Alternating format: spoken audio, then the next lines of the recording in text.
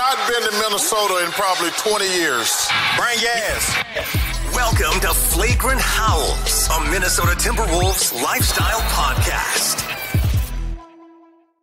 Okay, a little Feedback Friday action here on Flagrant Howls, presented in part by Brixworth, a new friend of Flagrant Howls, but an old friend of old Macadac here. So Brixworth in the North Loop, and there's the OG location in Burnsville, but the North Loop location is just a couple of blocks from Target Center. It's perfect for home and away games. For home games, swing by before or after the game. For away games, why don't you watch the game with some friends at Brixworth? On the YouTube channel, you're seeing visuals of the incredible Detroit-style pizza, the unique dry rub wings. There's also the signature Nas Reed Hazy IPA, which is very smooth and drinkable. But yeah, it's steps away from Target Center, and actually much cheaper parking options down in that area too. So you can snack your way, grab a couple drinks, and then go to a Wolves game. Brixworth in the North Loop, great for home and away games. So, all right, boys, a lot of questions about how much we should be freaking out about the last few games here. The Miami loss and the Portland games. The Wolves get back on the horse in Sacramento here. But this first one, and you can always hit us up in the SKOR North YouTube channel comment section of Flagrant Howls episodes. And then there's also a feedback tab in the SKOR North app, which is great to send us questions. But Ryan Waldock says, I'm no basketball expert, but it sure seems like the biggest edge the Timberwolves had last year was a smothering and relentless defense. That seems to have regressed to league average in this year's team. Why is our defense so bad? And what, if anything, can they do to fix it? Sports Dad wrote about this on his little Substack. Substack action yesterday, because I did ask a simple question: when is it time to panic? Because I so far have not been panicked. I have not been panicked, but I mean, you lose back-to-back games to Portland, and now 3 consecutive games. I think it becomes fair to ask. I actually think fixing the defense, and Phil, correct me if you think I'm wrong here. I think fixing first of all, as we texted about yesterday, it's not as bad as you think. So it's not what it was a year ago, and that is concerning. And I think we've seen things that are concerning. But at least the statistics and the advanced stats don't say that it's, they're not 25th or something like that. So to me, it's very fixable. And it starts with a couple of things. One is, I think everybody needs to understand their role a little bit more, probably. I think that's fair. And I do think that and Gobert talked about this as well after the second loss against the Trailblazers. You got to get back to what you were last year a little bit too, because they were dogs. Like, they were absolute dogs. And defense is when you're able to play it like the Wolves are and were, defense to me is also about being dogs. Like it's not this, oh my God, you're the most talented defensive player. It's actually mentality and approach. But I do think it can be fixed. And I think that when you look at where they rank in the league, like in points surrendered and things like that, it's not like you're asking them to come back from 28th to first again. You're actually just asking for a little bit of an uptick. So I think the long story is, it looks really bad. It's not as bad as it looks, but you also have room for significant improvement. You know what's funny? Because you and I were texting about this yesterday, and Kyle and I had a big discussion on yesterday's Flagrant Howls, because your text was, hey, do you have any advanced stats that show how bad the Wolves defense is? It's like, because I went into the Thursday episode with Kyle thinking, well, I got to find some stuff on this bad defense. And the first place I went was defensive net rating, which is just defensive points allowed per 100 possessions across the league. And this blew Kyle's mind yesterday, and it might blow the minds of the audience. They're 8th in defensive net rating. Yeah. Now, they were first all year last year, and they were by far the best defense in the league. So, no, they are, yes, there's a clear gap between what you saw last year and this year. But what I told Kyle yesterday was, we all kind of agreed, even before the Cat trade, probably not going to replicate the best defense in the league. It's really hard to commit to that for 82 games, for teams to not go back to the drawing board and sort of figure out how to attack your weaknesses. Plus, you're going to integrate, at the time, you were planning on integrating in maybe a couple rookies and Dillingham and Terrence Shannon Jr. Well, now you made the trade, you got rid of some size in Karl Anthony Towns, and you're integrating a couple new players here. So for all the different reasons, I think we all kind of agreed if they take a step back from like first to somewhere still in the, like if they're still a top 10, maybe a top 5 defense, but their offense gets better, we would take that trade-off if it made them a better team. So the drop from first to 8th is noticeable, and you see it, and it drives me nuts when you watch these guys sleepwalk through a first half against Portland like it's a preseason game. The hair on fire urgency is not there, and Rudy Gobert is getting clowned by a rookie. Like there's things. Right. But I'm actually more offended by some of the stuff I've seen offensively, like Mike Conley being a shell of himself. DiVincenzo can't make a shot through the first 3 weeks of the season. You know, Anthony Edwards will just kind of disappear outside of chucking threes. I guess my long rambling point here is the defense isn't as bad as you would think. They're still 8th in defensive net rating. Yes. Yeah, and even with their expected wins-loss, which takes, your points scored, points allowed, kind of gives you a formula for a wins-loss record. Like the Wolves should be about a game better with their offensive and defensive rating. So they should be expected wins-losses 7 and 5, which is still just a game better, and maybe we wouldn't be as panicked, but it's been sloppier. Right, it's been sloppier. You lose those 2 games to Portland. That's pretty ugly. And I think eventually things might even themselves out a little bit, but you'd expect them just to be a lot cleaner and a lot better on defense. And you'd think that results of being 8th in defensive and 12th in offensive rating should mostly equal a lot better record than 500 through 12 games. It should. Yeah. I think part of the normal frustration too is we have now seen how many 2 weeks now, Phil, of quotes about that they basically know what they have to do, but they're not doing it. Mm-hmm. And at some point in time, and the guiltiest of this, probably about 3 or 4 years ago, was Cat. If you guys recall, Cat always fell on the sword. This is all about me. Okay. Which at first is great, but then it's like, okay, now you got to fix it. Like Ant continues to talk about, well, I have to do this and I have to do that. And it's like, okay, if you do it, that's great. But at some point in time, I think the post-game quotes get really old because you're regurgitating the same talking points and you're not really fixing what the problem was. So this is a good segue into this comment from Luke Burnt here, and it plays off something that we talked about yesterday too. We can expand on it here. But he says, this is why I think Julius Randle is not going to work out. This only works if Randle can take a huge step back and buy into what Ant, Naz, and Jaden are selling and doing. I don't think Naz and Jaden can develop into leadership roles with a personality and presence like Julius Randle in the room. I think this is wrong, but Randle seems like a terrible locker room guy. I have not seen or heard that yet. He's definitely like a different personality. But here's what I'll say off this. Mm-hmm. And Kyle sparked this yesterday. Mm-hmm. At some point, this has to be Ant, Naz, and Jaden's team. Contractually, this team has committed long-term $25 million a year to Jaden McDaniels, super max or max contract for Anthony Edwards. And I think part of the reason why they moved Cat was to gear up for a big contract for Naz Reid. Correct. And these guys are all sitting here 23, 24 years old. They're entering the prime years. This is supposed to be those guys as the nucleus of the franchise going forward. And yeah, to this point, and Judd, you kind of alluded to this earlier in the week, like Julius Randle's playing 10 more minutes a night than Naz Reid is. And Jaden McDaniels is still kind of a wallflower for half the games. And at some point, if you're Jaden or if you're Naz, like you got to stop waiting for permission to take over the franchise. And you have to just make it happen at practice in a game. Like be undeniable. If you're Jaden McDaniels, he's been grabbing some rebounds in the last couple of games. Like, dude, go be undeniable, a pillar of this franchise going forward. And maybe it does make it kind of tough with Julius Randle starting and playing like 33, 35 minutes every night. It's an interesting point. That might make it tough on Naz, but Jaden McDaniels being a wallflower is not being caused by anyone but Jaden McDaniels. So like that's on him. And that happened with Cat here. Now I would say that Julius does not strike me as a bad locker room guy. Now we're not in there consistently, so I don't know, but He doesn't strike me as that. He's actually, I think, quieter than I thought. Like I thought with the Knicks, I guess I didn't know what to expect. Seems like he's quieter.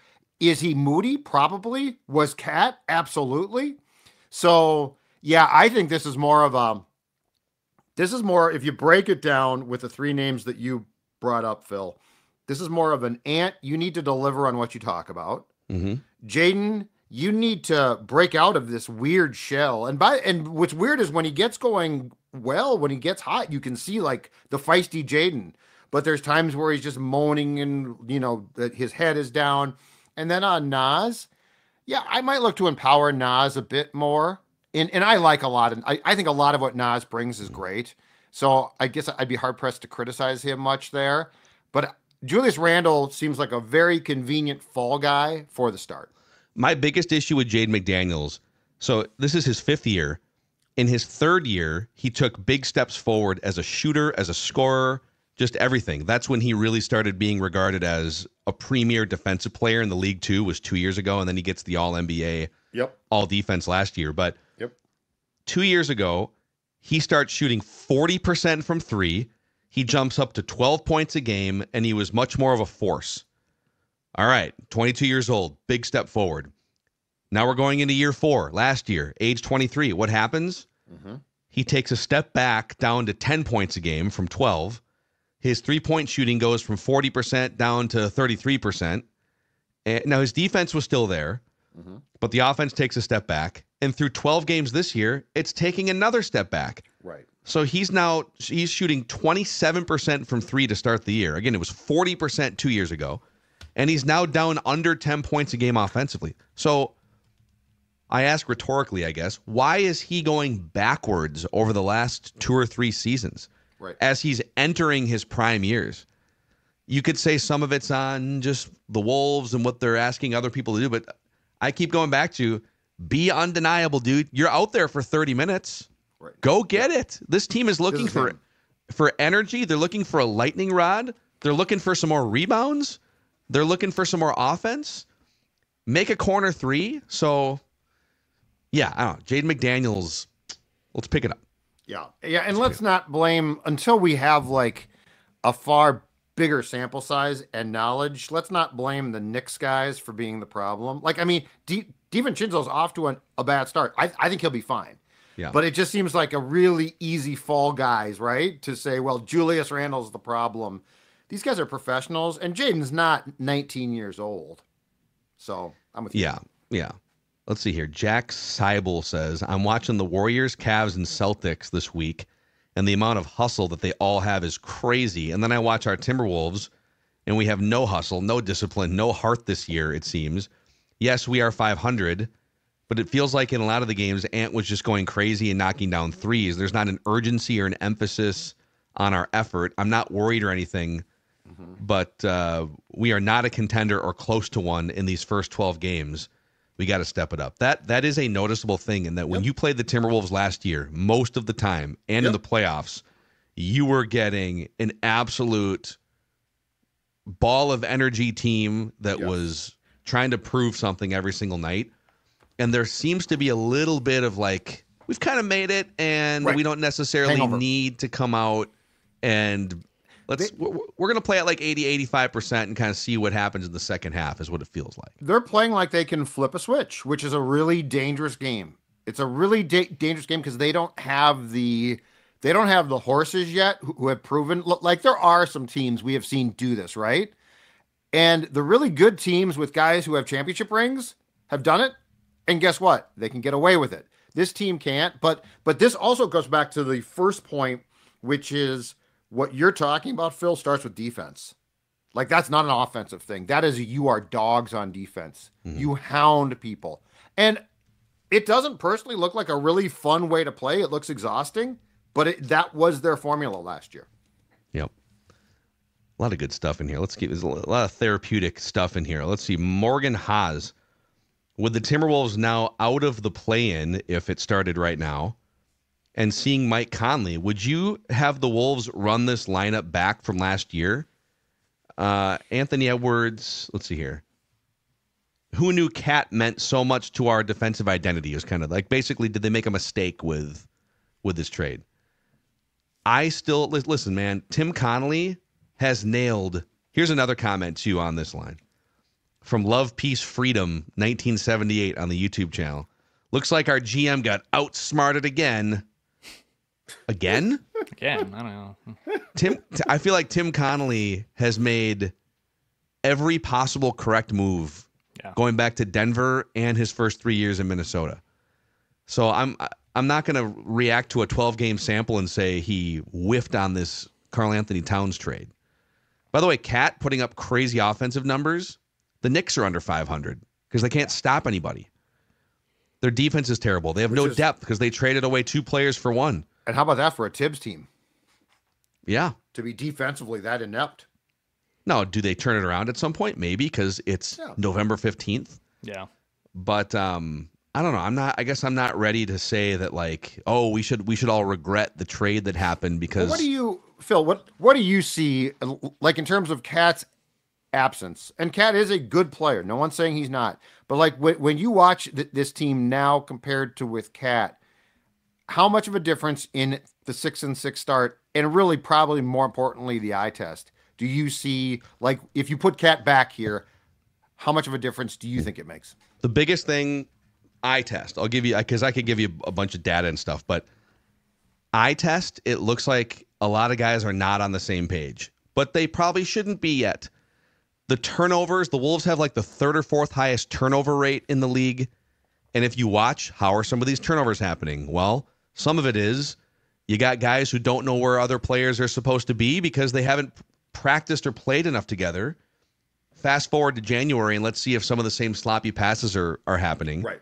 I think, I mean, Rob Dillingham came in for 9 minutes in his first non-garbage time action a couple nights ago. And there was a play where he was dribbling the ball kind of top of the key to the right, and Anthony Edwards flashed up on the other side. But Dillingham thought Ant was going to flash open for a pass, so he throws a pass, and Ant was actually darting in to set a screen for Dillingham. So Dillingham's pass just like goes right by Anthony Edwards out of bounds. Mm-hmm. Okay, that's a super sloppy, terrible play that wipes out a possession and gives the ball to Portland. And I think it wound up being a fast break the other way. I think the ball stayed in bounds and they wind up getting 2 easy points. But you literally have a rookie ball handler playing in his first non-garbage time minutes, and Anthony Edwards and him have not played basketball together outside of some practices. Mm-hmm. So some of this is with Dillingham, and if Terrence Shannon Jr. starts at some point or plays at some point, and with the 2 new guys from New York, we just have to watch these guys play for 2 months and get to know each other on the court. You know, that is on the Dillingham front. Weren't we all saying back when they drafted him, weren't Tim Connolly and Chris Finch even saying, yeah, we're going to have to throw these guys in, Dillingham in particular, and kind of live with maybe a step back because we're putting a 19-year-old out on the court. Yep. After we just went to the Western Conference Finals, we're going to probably have to live with some growing pains short term, maybe lose some games that we otherwise wouldn't. And if you look at that second game in Portland, the Wolves lose by 8. They were minus 13 in the 9 Rob Dillingham minutes. So in part, they lost that game in part, and I'm not blaming him, but like they lost that game in part because they were minus 13 in the 9 Rob Dillingham minutes. But I want him playing those 9 minutes. I want him to develop, and I want him to be out there and get used to playing with Anthony Edwards and the rest of these players.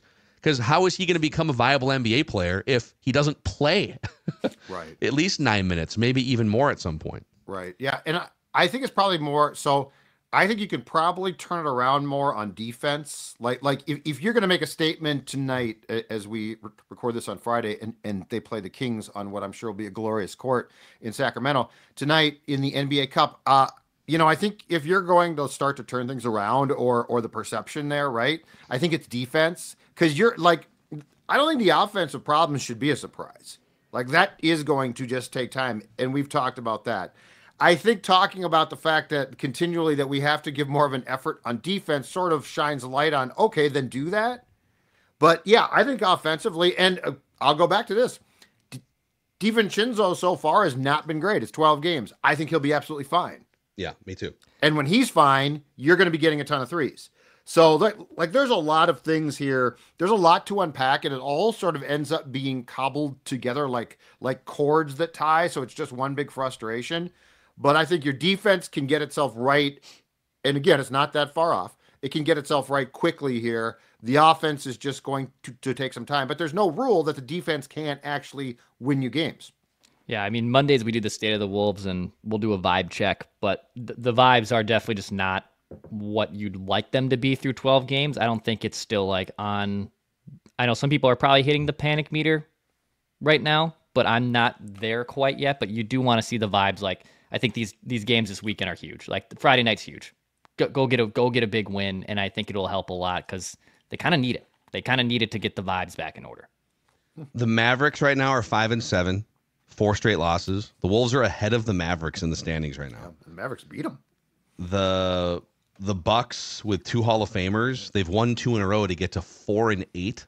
Yeah, fired but up. they're like hot seat coach, everything. Doc's in trouble.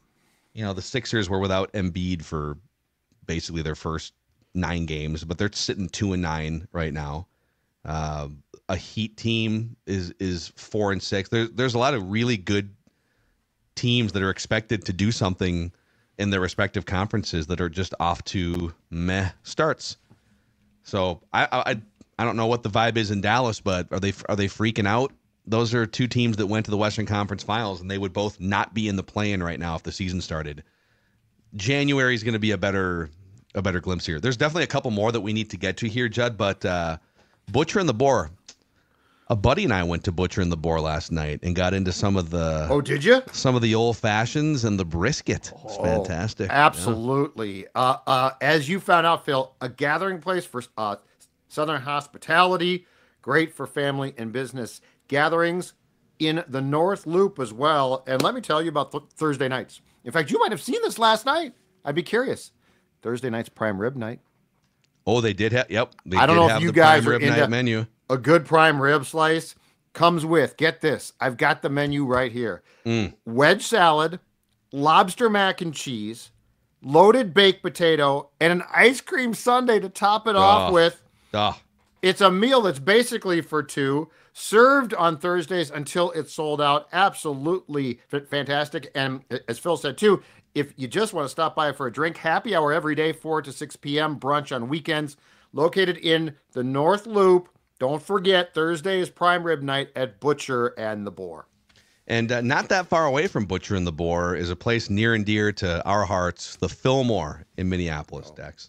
Yeah, right now at the Fillmore, you got King Diamond, who wrapped up a big show last weekend, but Say Anything's coming there on Tuesday. You got some other big shows. Phineas will be here next year. Some great shows coming up. Go to scorenorth.com/tickets. Check out the Fillmore, located in the Minneapolis, steps away from Target Field and Target Center. Go check out the Fillmore, scorenorth.com/tickets to learn more. All right, a couple more here for sure. From K Brewers on the SKOR North YouTube channel, Dante DiVincenzo equals Mike Miller in a Timberwolves jersey. Wow. So that's a reference from about 15 years ago. Mikey Miller. And yeah, the Wolves acquired.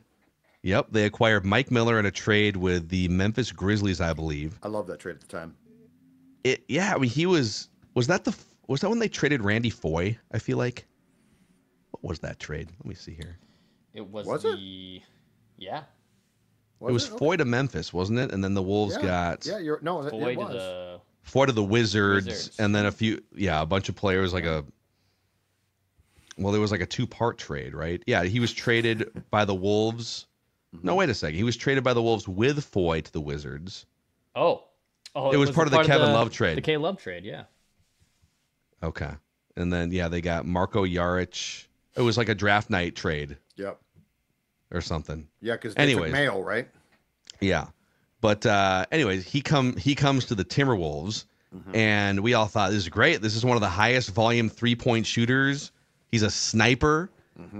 And he winds up shooting like only, it was 3 threes a game, when 2 years before that, he was shooting like 7 threes a game.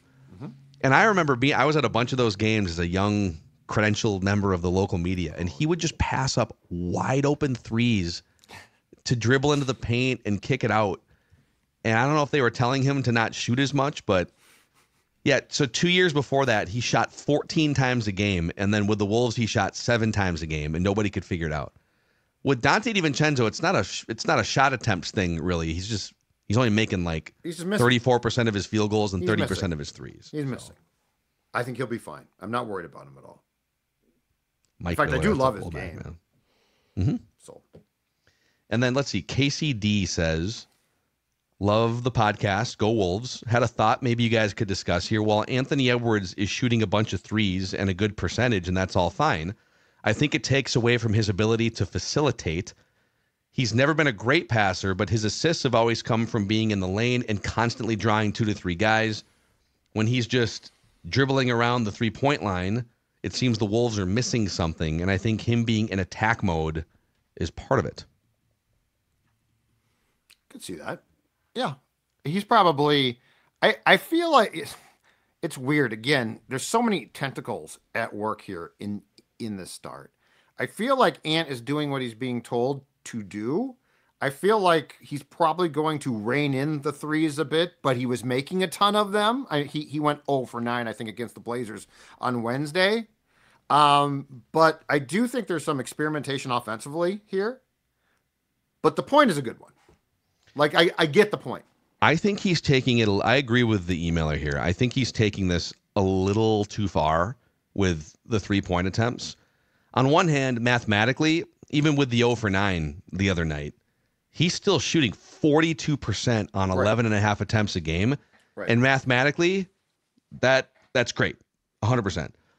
But yes, his playmaking has taken a hit. I mean, his assists have gone down from 5 to like 3.5.